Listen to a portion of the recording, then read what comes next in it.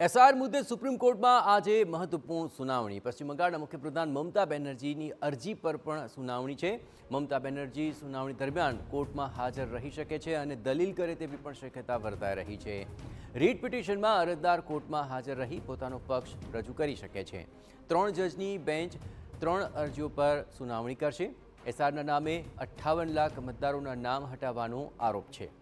અત્રે ઉલ્લેખનીય છે કે બિહારમાં એસઆઈઆરની પ્રક્રિયા બાદ કેન્દ્ર સરકારે દેશના 12 રાજ્યમાં એસઆઈઆર કરાવવાનો નિર્ણય લીધો હતો કે જેમાં પશ્ચિમ બંગાળનો પણ સમાવેશ થાય છે।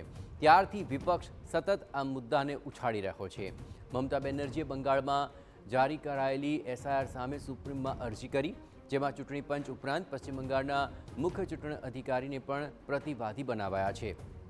તેમણે બંગાળમાં ચાલી રહેલી એસઆઈઆર પ્રક્રિયાને મનમાની અને લોકશાહીના વિરોધમાં ગણાવી અને તેની કાયદેસરતાને પણ પડકારી છે।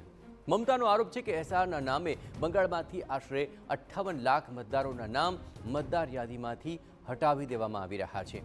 ઘણા જીવિત મતદારોને મૃત જાહેર કરી મતદાર યાદીમાંથી હટાવી દીધા હોવાનો પણ તેમનો આરોપ છે।